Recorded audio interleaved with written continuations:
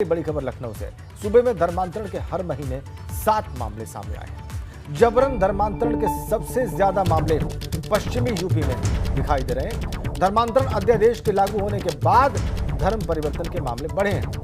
धर्मांतरण कानून लागू होने के बाद से अब तक कुल 50 मुकदमे भी दर्ज हुए हैं। पश्चिमी यूपी में अब तक 22 केसेस दर्ज किए जा चुके हैं। तो हर दिन जो है 7 मामले धर्मांतरण के सामने आए हैं और ज्यादा मामले सामने आ रहे हैं धर्मांतरण कानून लागू होने के बाद। सूबे में धर्मांतरण के हर महीने 7 मामले सामने आए हैं और सबसे ज्यादा पश्चिमी उत्तर प्रदेश में। धर्मांतरण अध्यादेश के लागू होने के बाद ये मामले और तेजी से बढ़े हैं। मेरठ 12 मामले वहां पर दर्ज हुए हैं। धर्मांतरण को रोकने के मामले 12 दर्ज हुए हैं। बरेली में 10 धर्मांतरण के मामले सामने आए हैं, दर्ज हुए हैं। गोरखपुर में 7 मामले दर्ज किए गए हैं। ऐसे ही लखनऊ और वाराणसी में 4-4 मामले दर्ज हुए हैं अवैध धर्मांतरण के। आगरा की अगर बात करें तो वहां पर धर्मांतरण के 3 मामले दर्ज हुए हैं। प्रयागराज में 2 मामले दर्ज हुए हैं।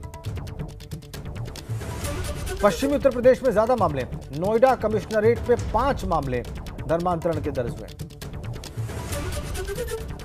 कानपुर कमिश्नरेट में 1 मामला धर्मांतरण का दर्ज हुआ है। पूरा ब्यौरा हमने आपकी स्क्रीन पर रख दिया है। कुल 50 मामले दर्ज हुए हैं और शहर वाइज क्या स्थिति है वो भी हम आपको दिखा रहे हैं, बता रहे हैं। पश्चिमी उत्तर प्रदेश में ही अकेले 22 मामले, हर महीने धर्मांतरण के 7 मुकदमे दर्ज हो रहे हैं। पश्चिमी यूपी सबसे आगे है धर्मांतरण के मामले में और अध्यादेश आने के बाद कुल 50 मामले दर्ज हुए। मेरठ चलते हैं। सुधीर जवान इस वक्त हमारे संवाददाता वहां से हमारे साथ सीधा कनेक्ट है। सुधीर, पश्चिमी उत्तर प्रदेश में कुल 22 मुकदमे दर्ज हुए हैं। मेरठ में क्या स्थिति रही है, किस तरह के मामले सामने आए?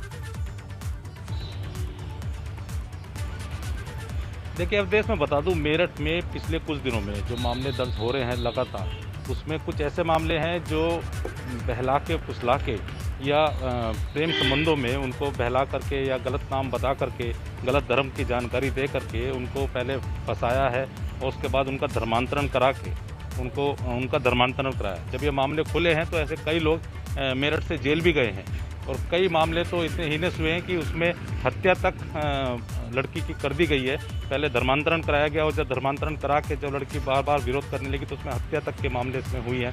तो इस मामले में कह सकते हैं कि मेरठ में कई इस तरह के मामले हुए हैं अभी तक जो धर्मांतरण के हैं, जो बड़े एक तरह से घिनौने भी थे।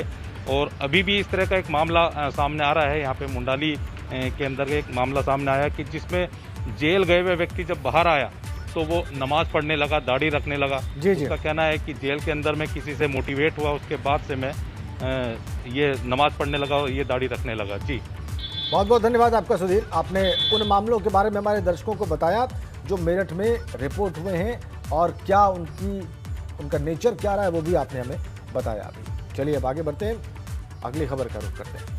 गंगा में पाए गए शवों के मामले में सुप्रीम कोर्ट में सुनवाई है। 2 वकीलों ने याचिका लगाकर एसआईटी गठित कर जांच की मांग की। याचिका में सरकारों पर लापरवाही छिपाने की कोशिश का आरोप है। सच्चाई सामने लाने के लिए सुप्रीम कोर्ट से एसआईटी बनाने की अपील की गई। कोरोना की दूसरी लहर के बीच यूपी और बिहार में गंगा में लाशें मिली थी बहती हुई।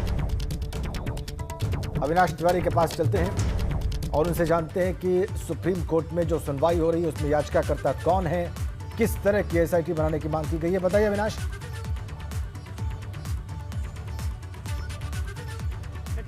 बात करें तो प्रदीप यादव और विशाल ठाकरे ये 2 वकील हैं जिन्होंने ये याचिका लगाई है और मांग की है जो गंगा में शव उतराते हुए दिखे थे, जो गंगा में शव बहते हुए दिखे थे, इसकी जांच कराई जाए। क्योंकि उनका ऐसा आरोप है कि इनमें से कई जो शव हैं उसमें कोरोना संक्रमितों के भी हैं, जिससे कि जो गंगा का पानी है वो दूषित हुआ होगा। और जाहिर तौर से बात है, गंगा कई शहरों में पेयजल का स्रोत है, तो इसलिए लिहाजा इस शवों की जाँच कराई जाए और ये देखा जाए कि जो शव यहाँ पे गंगा में बह रहे थे, जो शव मिल रहे थे, क्या वो कोरोना संक्रमितों के थे, क्या उनमें से कई कोरोना संक्रमित थे। इसको लेकर सुप्रीम कोर्ट से एसआईटी बनाने की और जांच करवाने की मांग की गई है इस याचिका में।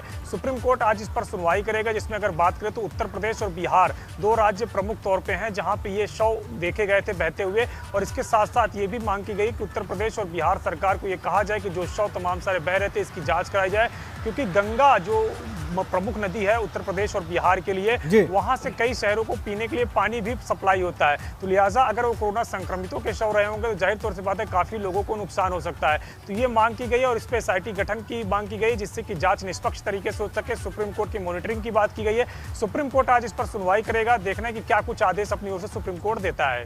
बहुत बहुत धन्यवाद आपका अविनाश शाह इन जानकारियों के लिए।